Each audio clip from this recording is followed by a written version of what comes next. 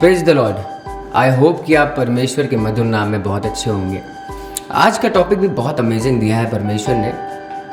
आज का टॉपिक ऐसा है कि बिना परमेश्वर के हम कुछ नहीं कर सकते। आज का ये कन्फर्मेशन है और ऑलरेडी कन्फर्मेशन बाइबल में है और ये जाहिर सी बात है कि बिना परमेश्वर के हम कुछ भी नहीं। बट आज की एक बहुत ख़ास बात देखने को मिलेगी कि अगर हम एक ऐसी सिचुएशन में हैं कि हमारे चारों तरफ कुछ नहीं है, सिर्फ सूखी हड्डियां पड़ी हैं, एक जगह पे हैं जहाँ पे ना कोई इंसान है ना कोई और है, सिर्फ है तो सूखी हड्डियां। तो क्या हमारे बिलीव में हम ये इमेजिन कर सकते हैं कि हम उसको बोलें हड्डियों को और वो जीवित हो जाए या सांस आ जाए? ऐसी एक वाक्य है बाइबल में इज़ीकिएल 37:2 में जो बताता है, यहोवा की शक्ति मुझ पर हुई और वो मुझ में अपना आत्मा समवाकर बाहर ले गया और मुझे तराई के बीच खड़ा कर दिया। वो तराई हड्डियों से भरी हुई थी। तब उसने मुझे उनके चारों ओर घुमाया और तराई की तह पर बहुत सी हड्डियां थीं और वे बहुत सूखी थीं। तब उसने मुझसे पूछा, हे मनुष्य के संतान, क्या ये हड्डियां जी सकती हैं? मैंने कहा, हे परमेश्वर यहोवा, तू ही जानता है।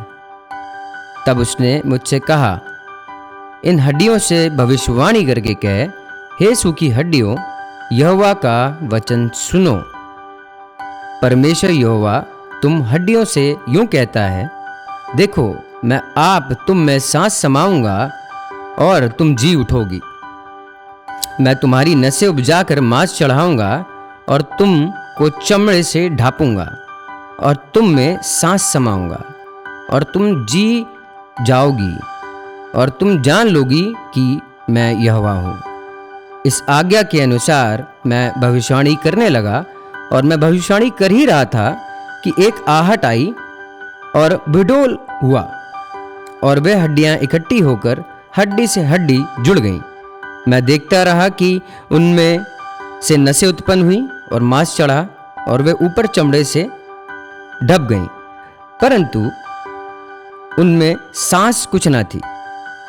तब उसने मुझसे कहा, हे मनुष्य के संतान, सांस से भविष्यवाणी कर और सांस से भविष्यवाणी करके कहे, हे सांस, परमेश्वर यहोवा यूं कहता है, चारों दिशाओं से आकर इन घात की हुओं में समा जा कि ये जी उठे। उसकी इस आज्ञा के अनुसार मैंने भविष्यवाणी की। तब सांस उनमें आ गई और वे जीकर अपने अपने पांव के बल खड़े हो गए और एक बहुत बड़ी सेना हो गई। कितना अमेजिंग परमेश्वर ने एक आश्चर्यकरम काम किया। अब आप और हम इस चीज़ पे अगर मनन करें या इस चीज़ को हम सोचें कि हम अगर अपनी सिचुएशन से कहें,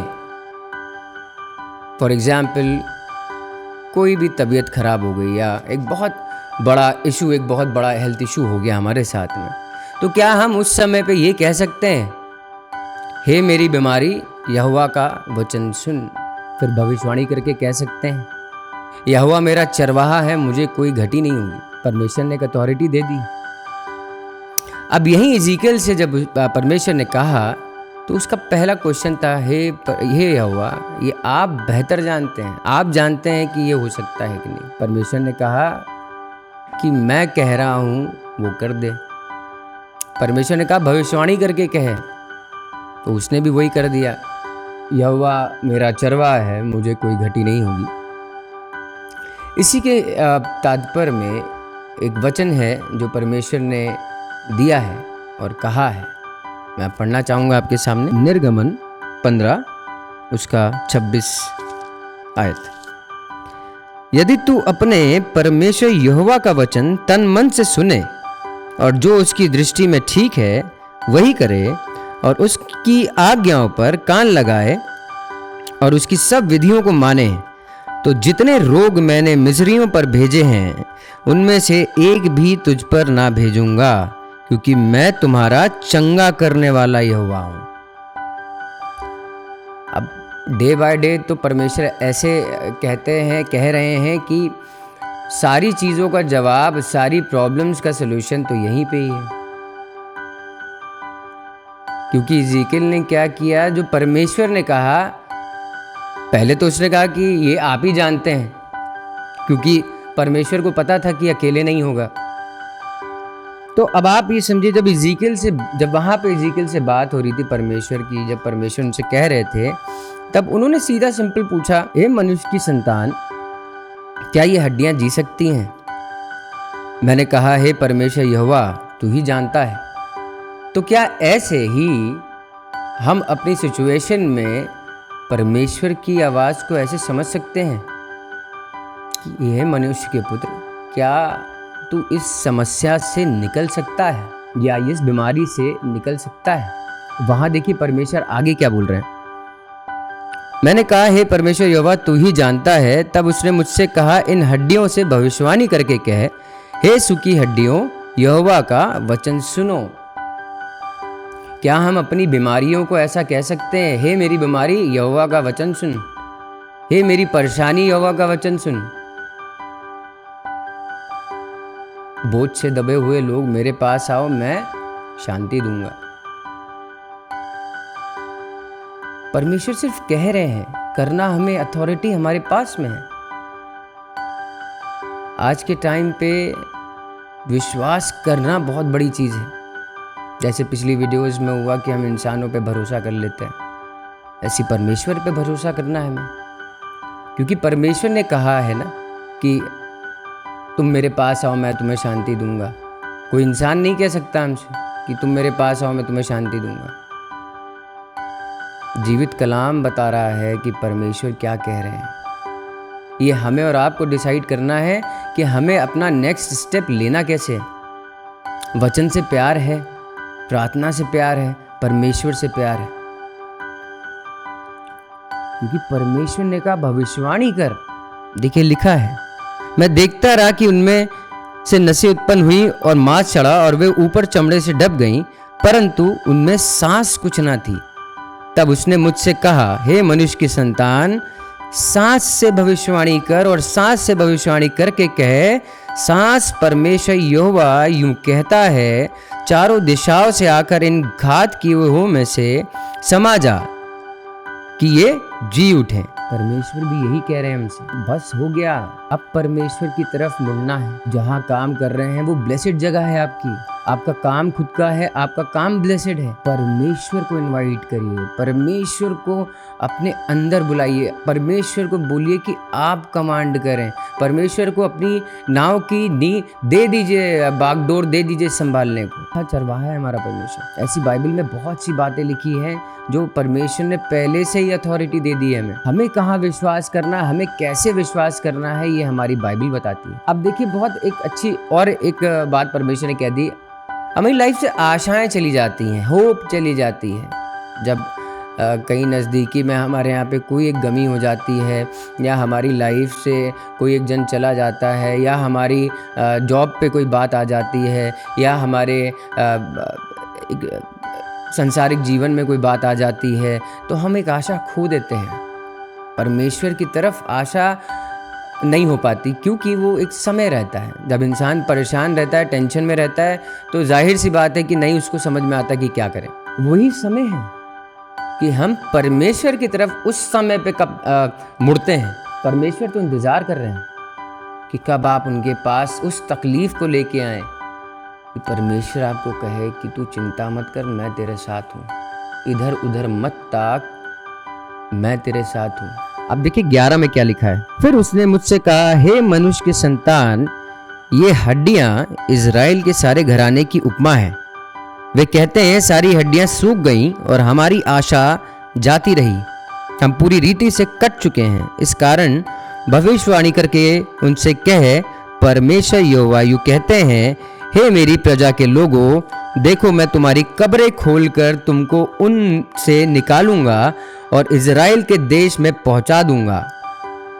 इसलिए जब मैं तुम्हारी कब्रें खोलूं और तुमको उनसे निकालूं, तब हे मेरी प्रजा के लोगों, तुम जान लोगे कि मैं यहोवा हूँ। लाजरस याद है आपको? परमेश्वर आए, परेशान थे लोग वहाँ के, सिर्फ परमेश्वर ने बोला लाजर बाहर आ जा। कितनी खूबसूरत बात है।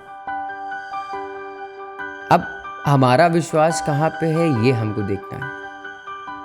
मैं रिलेटिवली बातें इसलिए कर पाता हूँ आपसे क्योंकि जो दुनिया में चल रहा है, जो देख रहे हैं, वो एकदम फैक्ट है। हम चाहते तो बहुत कुछ है अपनी लाइफ में, लेकिन वो होता इसलिए नहीं है क्योंकि कहीं ना कहीं हम परमेश्वर के प्रति ईमानदार नहीं हैं। हम सिर्फ जिम्मेदारी निभा रहे हैं कि हमें ये ऐसा करना है, हमें वैसा करना है। अगर अपनी लाइफ को डेडिकेशन के साथ जी तो रहे हैं, सांसारिक तौर पे बिल्कुल जिम्मेदारियां निभा रहे हैं, घर के काम, ऑफिस के काम, टेंशन, प्रेशर, अच्छा बोलना, बुरा बोलना, ये तो दिन भर का काम है। सुबह जब जाते हैं तो प्रार्थना करके निकलते हैं, जाने आने में हमारी सहायता करना परमेश्वर वो कर भी देते हैं, सही सलामती से घर भी पहुंच जाते हैं। धन्यवाद करने का समय हमारे पास कम होता है। जब परमेश्वर ने लोगों को खाना खिलाया तब उन्होंने सिर्फ कहा धन्यवाद पिता और बांट दिया, क्योंकि सामर्थ, अनुग्रह, परमेश्वर की आशीष, जो काम परमेश्वर के नाम से शुरू किया जाता है उसमें कभी कमी घटी हो ही नहीं सकती। ऐसे बरकत आएगी कि आपको खुद को नहीं पता चलेगा। मैंने खुद में महसूस किया है। और जब आप एक ब्लेसिंग्स को अपनी लाइफ में डिक्लेयर करना शुरू कर देंगे परमेश्वर की तरफ से, तो आपकी लाइफ में वो सामर्थ दिखना शुरू हो जाएगी। और हम चाहते हैं कि परमेश्वर के नज़दीकी में जाएं। परमेश्वर बहुत प्यार करते हैं। तो मेरा बस आपसे आज भी यही कहना है कि अपनी लाइफ में बहुत नम्रता से और दीनता से कार्य को करें। अगर कोई आपके पास आता है कि मेरी मदद कर दें या मुझे इस चीज़ की नीड है, बिना कुछ सोचे समझे कर दीजिएगा। परमेश्वर आपको उसका प्रतिफल देंगे, क्योंकि परमेश्वर ने कहा है कि मैं तुम्हारे साथ हूँ। और हमारी हर एक हरकत को, हमारी हर एक गतिविधियों को परमेश्वर देख रहे हैं। परमेश्वर जानते हैं कि आपका मन और दिल कैसा है। तो दिखाने के लिए नहीं करना है, परमेश्वर के लिए करना है, परमेश्वर के राज्य के लिए करना है। और परमेश्वर के राज्य की खोज तो बहुत इम्पोर्टेंट है। परमेश्वर जब आपके लाइफ में, आपके घर में उपस्थित होंगे तो सारी चीज़ें आपके लिए पॉजिटिव होंगी। परमेश्वर ने एक अथॉरिटी दी है कि मेरे नाम से जाके बीमारों को चंगाई दो, चंगा करो, दुष्ट आत्माओं को निकालो। अनोखा प्यार है परमेश्वर का, अथॉरिटी है। आई होप कि आपको एक चीज़ समझ में आई होगी। प्रार्थना करिएगा कि जो कल का वचन हो तो आप में से बहुत से ऐसे हों कि उनके ही लिए हो। परमेश्वर आपको आशीष दे। God bless you.